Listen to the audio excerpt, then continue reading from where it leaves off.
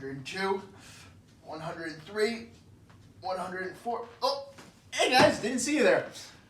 Welcome to Mr. Turnier's Sports Medicine Athletic Training class from my humble abode. First off, I would like to wish you and your families a healthy lifestyle.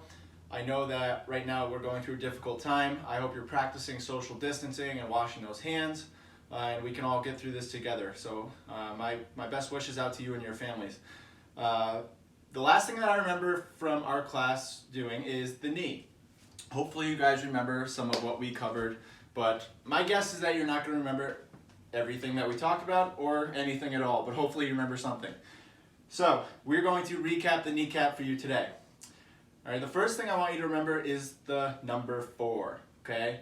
So how many letters are in the word knee? 4, K-N-E-E, pretty simple. So we'll start there. How many bones make up the knee joint? 4. How many ligaments make up the knee joint? 4. What are ligaments again? That's right, they connect just kidding, bone to bone. Ligaments connect bone to bone. What connects muscle to bone? Tendons, that's right. Tendons connect muscle to bone. All right, so we have 4 bones that make up the knee. 1, 2, 3, 4. We have 4 ligaments that make up the knee. 1, 2, 3, 4. And the last thing, or last connection we're going to make with the number 4 are condyles, which are rounded areas of the bone. Okay? So we have a rounded area here, a rounded area on top of the tibial plateau, and a rounded area on the tibial plateau as well, but on the medial side. Okay, so how do I know this is the medial side? We'll start there. And how do I know that this is the lateral side? Well, the fibula will always run on the outside. Fibula, fibulateral. Okay, that's how I like to remember that there's a LA at the end of the word fibula. So I know that it's always lateral side. Fibula, fibulateral. Another way you can remember this is that anybody who has told a small fib before, a small lie to your mom, you might have stole a cookie from the cookie jar and you didn't tell her, okay, that's a small fib. So we have our small fib and our big tib. So you could say, tell a small fib to your big tib. That's an easy way to remember it as well. The fibula is always smaller. Okay, it's fibula and tibia. The ending of those words are a little different. Okay, so again, 4 bones. The femur, which runs down our thigh, okay? Runs down our thigh, that is the femur. On the outside of our shin, we have our fibula bone. Running down the middle of our shin, we have our tibia bone.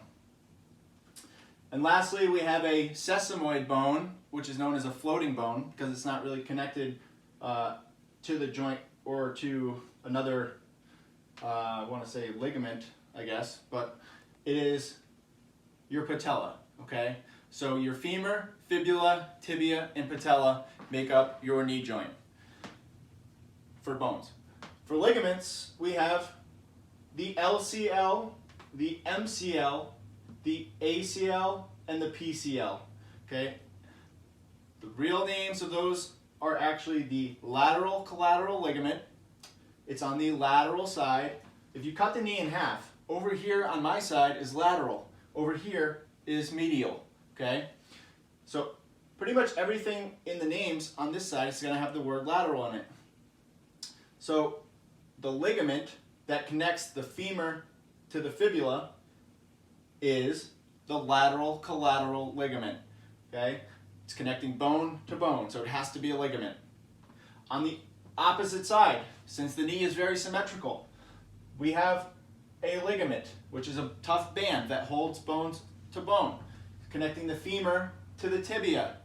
It is the MCL, which is our medial collateral ligament. So you're just changing the first word of that name. They're both collateral ligaments, but one's medial, one's lateral, okay? Now, normally your patella would be protecting this area right here. It's peeled back in this picture just to show you what's underneath.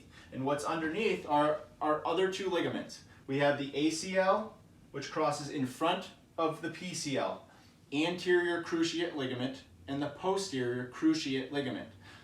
Don't get that confused with the word collateral. Only the collateral ligaments are on the outside and inside. The cruciate ligaments are behind the patella. And the word cruciate in Latin means cross. Anterior cruciate ligament, anterior meaning front, crosses in front of the posterior cruciate ligament, posterior meaning back.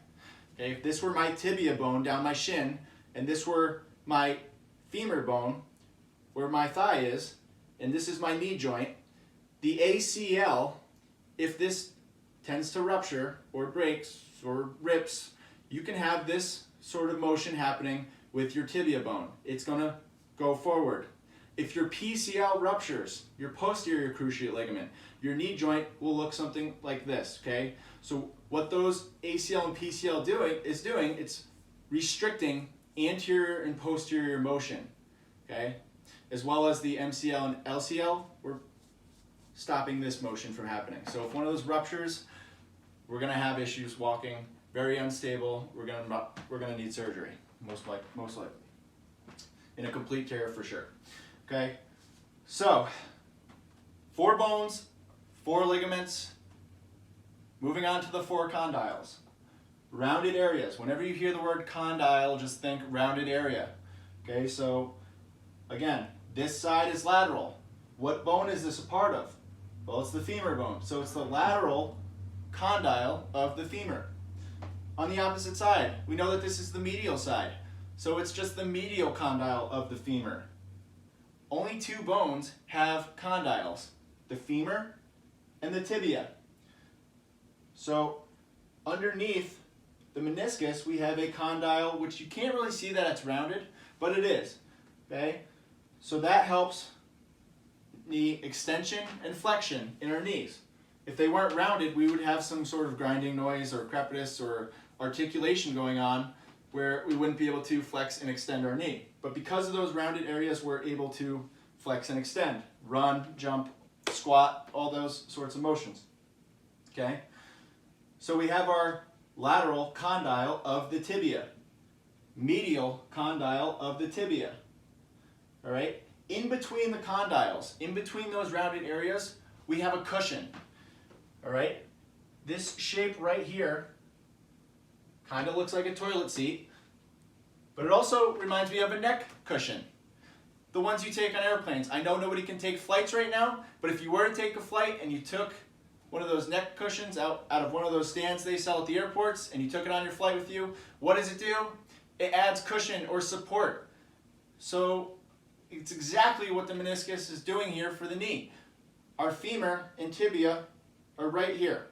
In between, we have the meniscus to prevent any sort of articulation or rubbing together.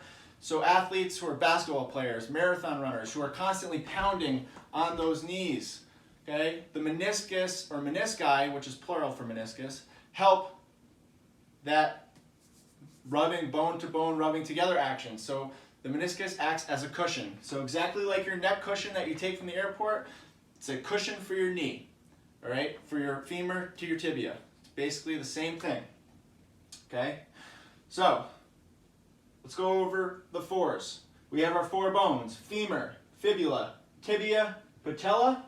We have our 4 ligaments, lateral, collateral ligament, medial, collateral ligament, LCL, MCL. Behind the patella, we have the ACL and the PCL, anterior cruciate ligament, posterior cruciate ligament. The anterior cruciate ligament crosses in front, anteriorly, to the posterior cruciate ligament, okay? Now, when we're looking at this piece right here that connects to the patella and this piece, which will eventually connect to the quadriceps. It's peeled back here, but if we were to flap the patella over our ACL and PCL, and number 8 would connect up here, it would be connected to our quadriceps. So number 8 would be connected to our quadriceps. And our quadriceps muscles are made up of the vastus medialis, vastus lateralis, vastus intermedius, and the rectus femoris. You don't need to remember those right now, but those are just good to remember for yourself if you'd like to. But those are your 4 quadriceps muscles. Okay? Underneath the quadriceps tendon, we have our patella, and then we have our patellar tendon, which connects from the tibia through the patella. I know you'd think that, well, why would it be called a tendon if it's connecting the tibia bone to the patella bone? Well, it's actually kind of running all the way through it, so they classify it as a tendon because this will eventually connect to the quadriceps muscles. Okay, so let's go over it one more time quickly for you guys. Remember the number 4. I'm going to start with number 1 and work our way all the way around the numbers. So we have 1, 2, 3, 4, 5, 6, 7, 8, 9, 10 through 16. We're going to start with number 1, which is the LCL, lateral collateral ligament. Okay, it connects the femur to the fibula. Number 2, we have the lateral condyle of the femur. It's the rounded area at the base of the femur.